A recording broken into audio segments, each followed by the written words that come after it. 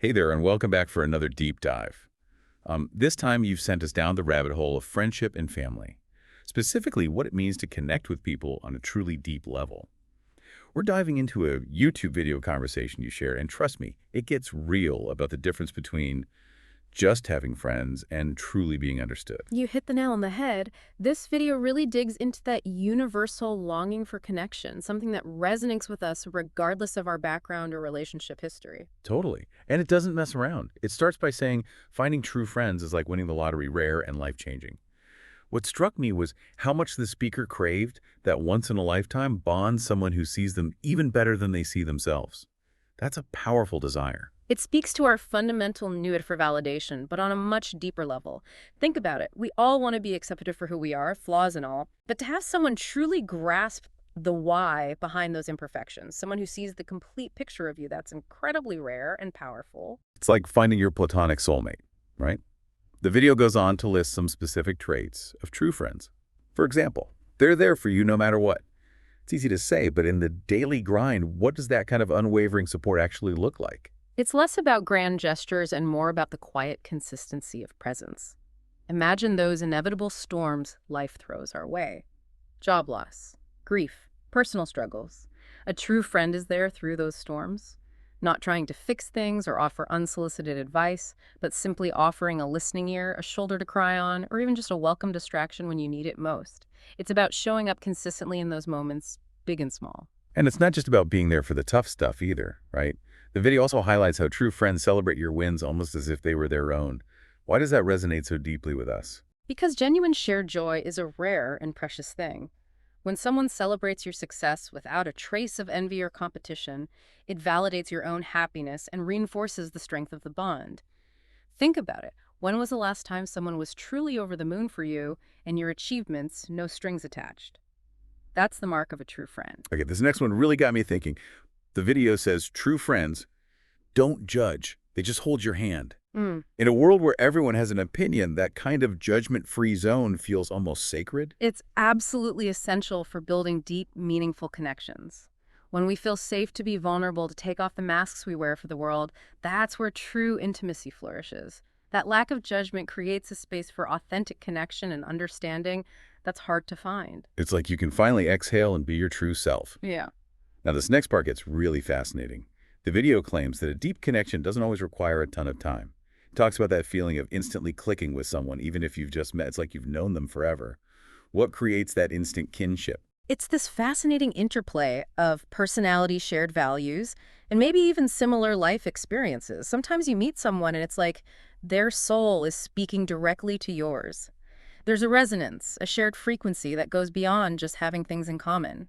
It's a deeper sense of understanding and being understood. It's like you've found your people. And on that note, remember that feeling of reconnecting with someone after years apart. It's like no time has passed at all. The video captures that perfectly, that ease and instant chemistry, even after a long separation. Yeah. What's behind that phenomenon? It suggests a fundamental compatibility, a shared understanding that transcends time and distance. Maybe it's shared humor, a similar way of looking at the world, or even just an uncanny ability to pick up right where you left off. These shared threads form a foundation that allows the connection to be rekindled even after years of being dormant. It makes you wonder, though, can those instant connection friendships really offer the same depth and unwavering support as those built over decades? Or is there something unique about weathering life's storms together over time? That's a really interesting question, and there's no easy answer.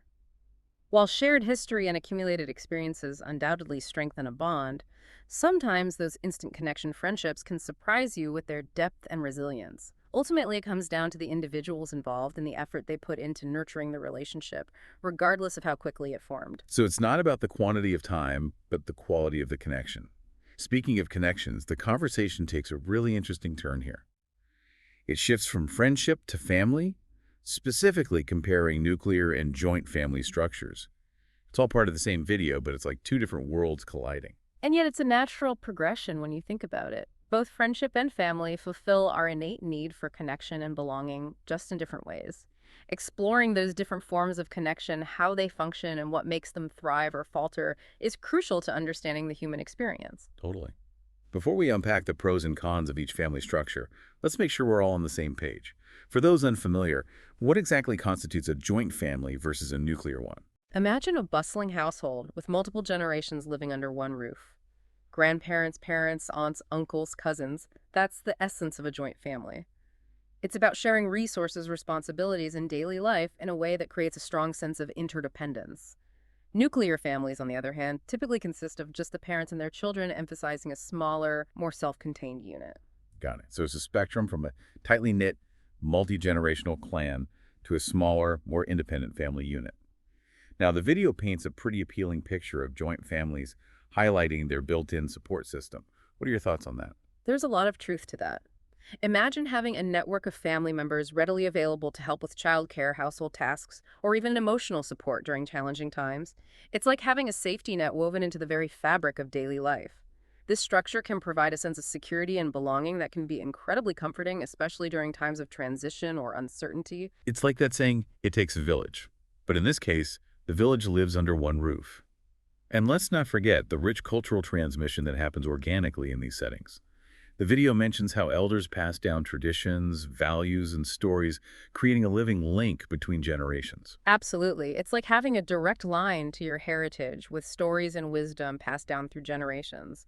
This kind of cultural continuity can be incredibly grounding, providing a sense of belonging and identity that's deeply rooted in family history. Okay, so far, joint families sound pretty idyllic, but like any complex system, there must be some trade-offs, right? The video does allude to potential drawbacks, particularly regarding privacy and personal space. What are your thoughts on that? You're right, it's not all rosy. Living in close quarters with a large extended family inevitably means less privacy and autonomy.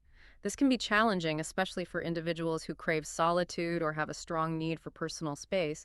Navigating personal boundaries and finding moments of quiet amidst the hustle and bustle can be an ongoing negotiation in such a setup. It's about finding that balance between togetherness and individual space, a delicate dance for sure.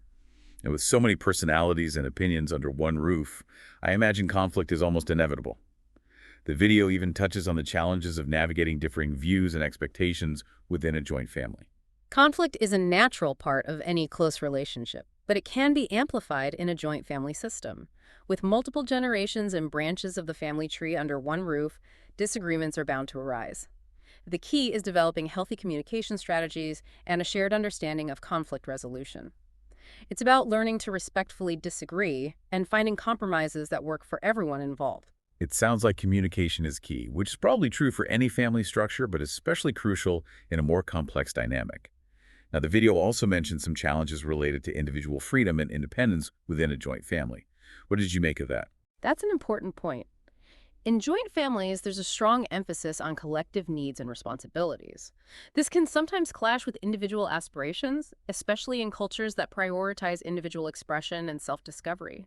Balancing personal goals with familial obligations can be a delicate dance, requiring open communication and a willingness to compromise from all parties involved. It's about finding that sweet spot where the needs of the individual and the collective are both honored and respected. Okay, let's shift gears and explore the other side of the spectrum, the nuclear family structure. The video highlights the peace, privacy, and personal space that often come with this model. What are your thoughts on those advantages? There's a certain freedom that comes with having your own space, a place to decompress and recharge without constantly navigating the needs of a large household. This can be incredibly valuable for individuals who thrive on solitude or need time to process their thoughts and emotions independently. It's like having that breathing room to just be yourself without the constant buzz of a multi-generational household. And in a smaller, more intimate setting, I imagine there might be more room for open dialogue and individual expression, especially for children. Absolutely. Nuclear families often create an environment where children in particular feel more comfortable expressing their individuality, questioning norms, and exploring their own paths. This can foster a sense of independence and critical thinking, which are valuable assets in a rapidly changing world. It's like a breeding ground for free thinkers. But the video also hints at the potential downsides of this structure, particularly when it comes to navigating life's inevitable challenges. What stood out to you about those potential drawbacks? While nuclear families offer more autonomy, that often comes with increased responsibility. In a smaller unit, you might not have that readily available network of aunts, uncles, grandparents to help shoulder the load when it comes to childcare, financial strain, or even just emotional support during tough times. Yeah. This can feel isolating, especially in today's fast-paced world where everyone is juggling multiple demands. It's that classic double-edged sword. More freedom often means more responsibility. And that can lead to feelings of isolation, especially in times of crisis when that village mentality is most needed. Precisely. Building strong external support systems, friends, neighbors, community groups, becomes even more crucial in a nuclear family structure. It's about recognizing that even though your immediate family unit might be smaller, you don't have to navigate life's challenges alone. It's about creating your own village, even if it's not under one roof. So we've explored the pros and cons of joint and nuclear families, and it seems like there's no clear winner. Each structure comes with its own unique advantages and challenges. What matters most in your opinion? You said there's no one-size-fits-all answer when it comes to the ideal family structure. It's about finding what resonates with your values, lifestyle, and personal needs. And even more importantly, it's about cultivating healthy, loving relationships within whatever structure you find yourself in. The video emphasizes that respect and love are paramount, regardless of whether you're part of a sprawling joint family or a tight-knit nuclear unit. But there's another layer to this conversation, another family structure that often gets overlooked. You're talking about blended families, right? That brings to mind a whole other set of dynamics and complexities that we haven't even touched on yet. Blended families, they are pretty much the norm now, wouldn't you say? But they also bring all these different histories together, different ways of parenting. It feels like a whole other level of complexity. It absolutely is a different landscape, that's for sure. Blended families really reflect how relationships are evolving, but that doesn't mean it's easy. One of the biggest differences is navigating those step relationships. Step-parents, step-siblings, even step-grandparents. It takes time and effort to build trust and genuine connections when you're blending different family cultures and expectations. Yeah, it's like everyone is learning a new dance, trying to figure out the steps together. And communication, I imagine, becomes even more crucial in those situations. You are spot on. Open, honest, and frequent communication is absolutely vital in blended families. You're blending different family cultures, different ways of parenting, different histories and expectations. It's important to acknowledge the challenges, celebrate the victories, and find a new rhythm that respects everyone's needs and feelings. And we can't forget about the kids, right? Like being caught in the middle of this, trying to understand their place in a new family dynamic. That's got to be a lot for them to process. It's a huge adjustment for kids. Their well-being has to be the priority.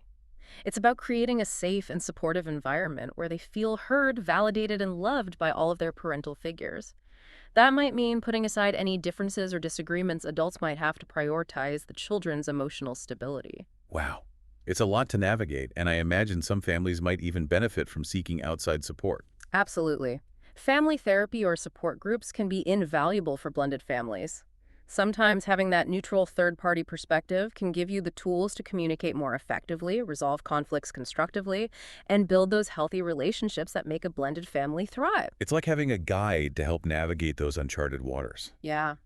This deep dive has taken us on quite a journey. We've explored the intricacies of friendships, delved into the dynamics of nuclear and joint families, and even touched upon the complexities of blended families. It's clear that human connection in all its forms is both essential and ever-evolving. It really highlights how deeply we crave belonging and connection no matter how those connections are formed. The human experience is diverse, and there's no single blueprint for how families should look or function. What truly matters is the love, respect, and intention we bring to those relationships. So whether we find our tribe through blood ties or forge those bonds through choice, nurturing those connections with care, empathy, and a healthy dose of patience is key. Beautifully said. And sometimes it's about embracing the beautiful messiness of it all, recognizing that there's no such thing as a perfect family, just perfect moments of connection and love. And those moments, those authentic connections, are what make the journey worthwhile. Well, that brings us to the end of another deep dive.